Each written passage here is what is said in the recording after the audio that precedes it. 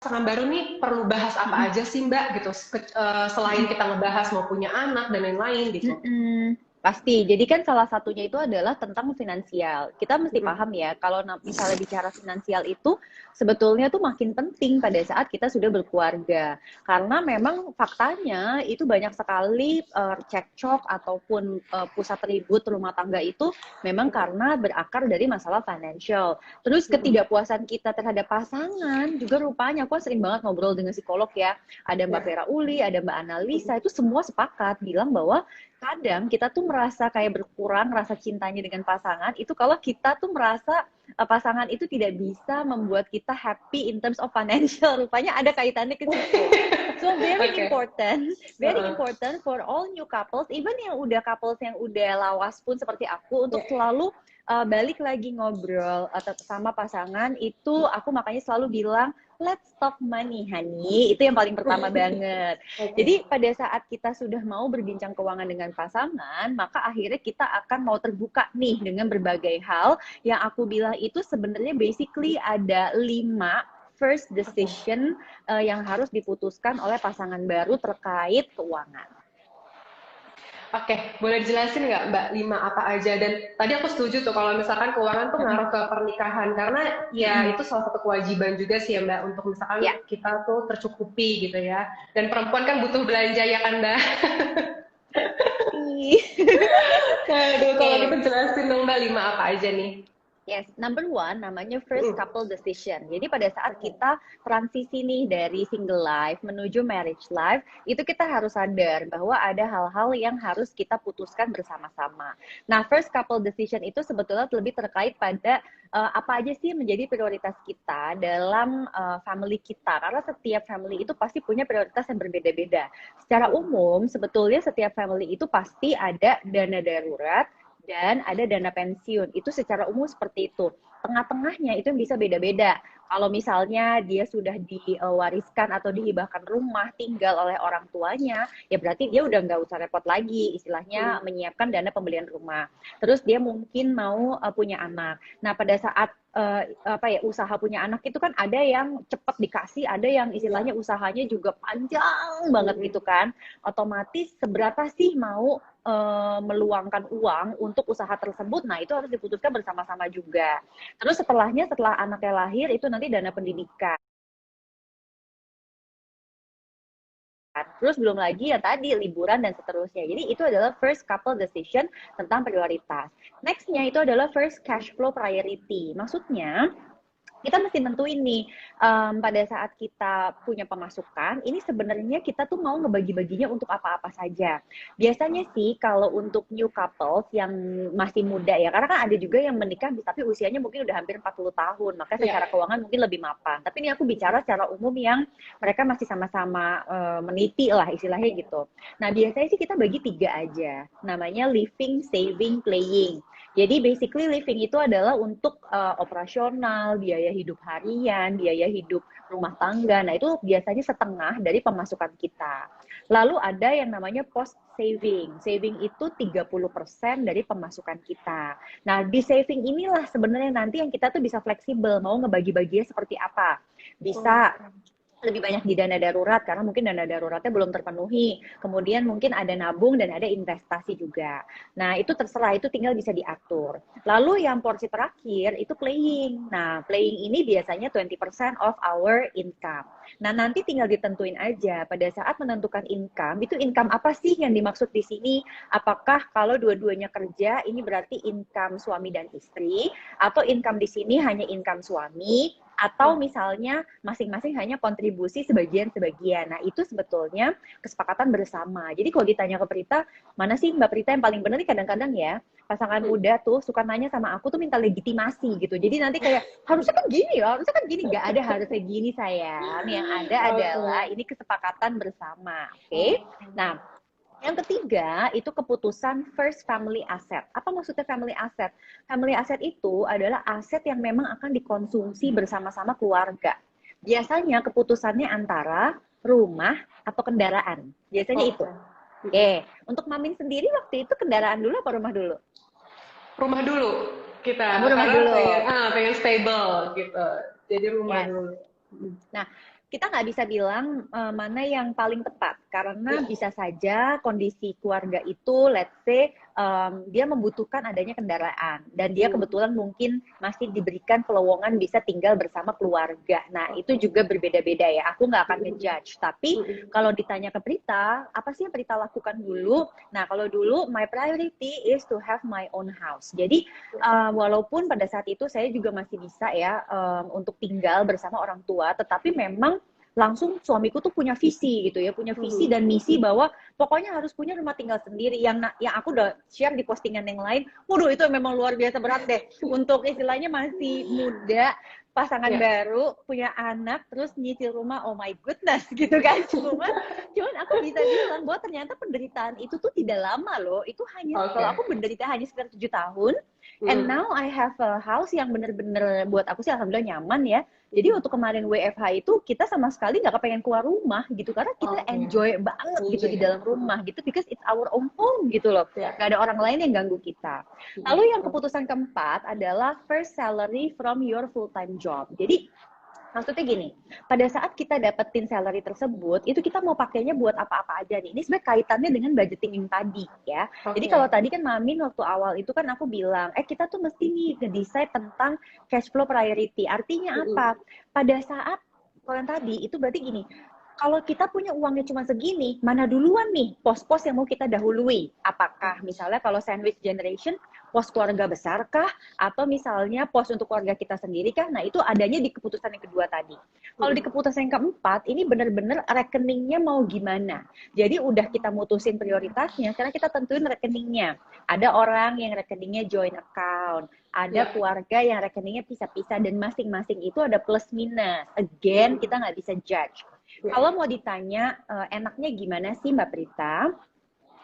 Rekening operasional itu paling enak sebenarnya joint account. Kenapa? Karena masing-masing punya akses. Tetapi juga bisa berbahaya kalau salah satu itu terjadi infidelity. Jadi tidak jujur. Jadi taunya dia ngais-ngais gitu. Nah itu agak repot tuh. Nanti tiba-tiba belum akhir bulan, loh kok saldonya udah entek lah istilahnya gitu. Nah keputusan yang terakhir, keputusan kelima itu adalah your first need. Jadi first need itu sebenarnya adalah keinginan ya. Jadi kebutuhan dan keinginan tetapi lebih ke keinginan. Contoh, buat keluarga kamu tuh mana sih yang lebih penting? Tiap orang beda-beda. Aku tuh penting banget traveling. Kenapa? Karena mungkin dia pekerja kreatif. Buat dia tuh kalau nggak traveling dia nggak bisa kerja lagi. Artinya kalau memang that's your needs dan itu kan kebutuhannya dia. Dia butuh banget nih untuk traveling dan lain-lain. Ya berarti artinya harus ada hal lain yang dikorbanin. Atau sebaliknya, my needs adalah aku butuh banget misalnya selalu updated to gadget dan lain-lain. Oh ya udah, berarti itu needs keluarga kalian gitu kan. Misalnya mau ada launching yang konsol game terbaru tuh, misalnya gitu. Suami minta nggak Mbak? Apa? Suami kamu mau beli ya? Suami aku tidak main konsol game, tapi dia mainnya game online. Itu juga sama dan koleksi kartu basket. Aduh, pening. Sama aja lah. Jadi itu needs ya?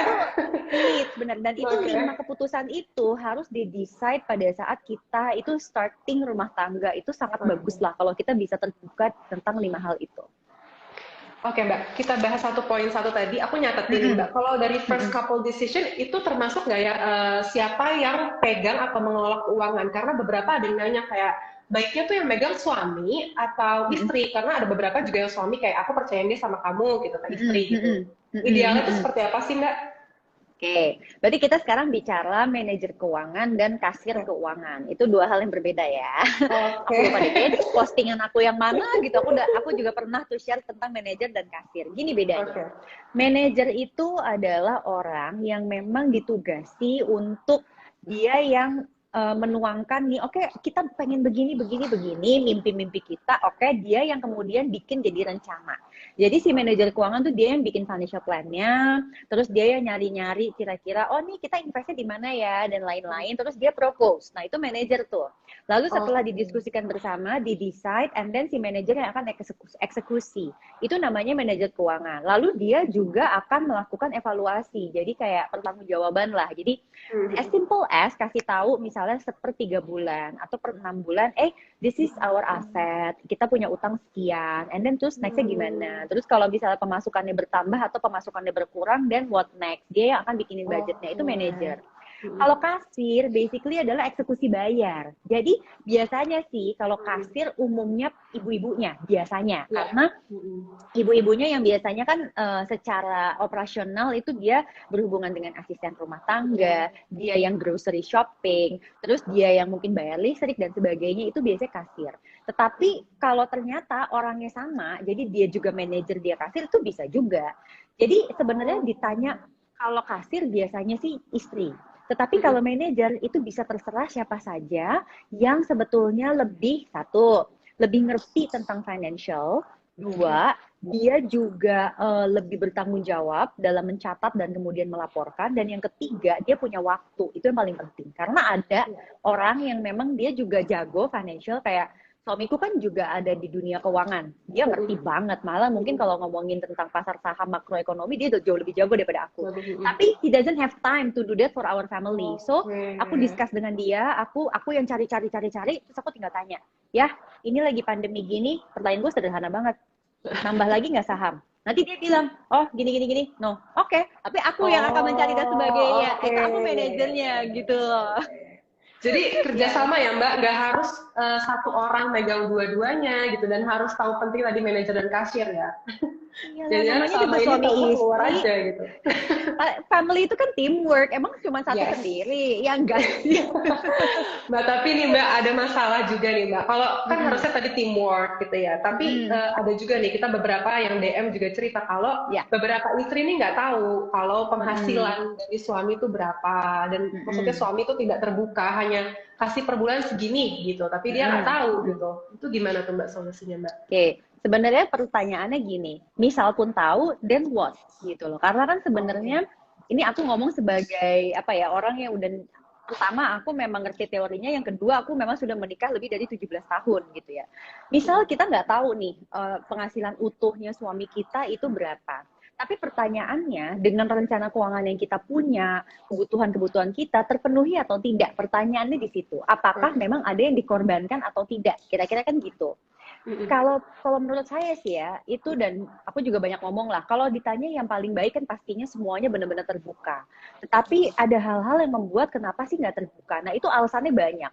Satu, ada yang alasannya itu karena mungkin dia tuh biasanya itu kepingin ada kebebasan untuk dirinya sendiri. Ini waktu itu aku lagi ngobrol sama psikolog Vera Uli tuh waktu itu.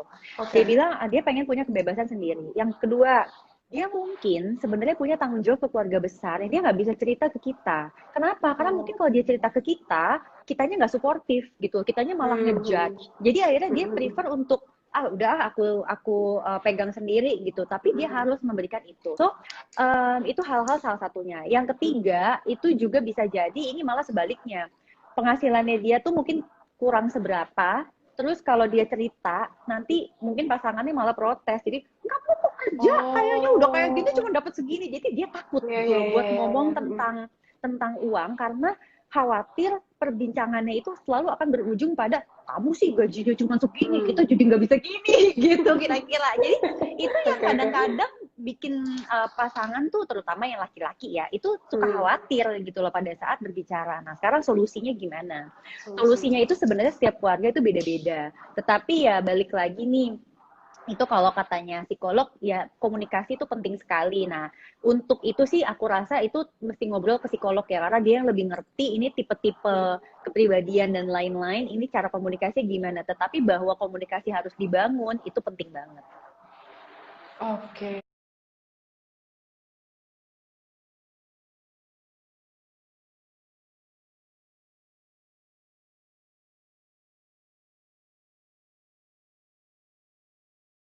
Jadi itu ya.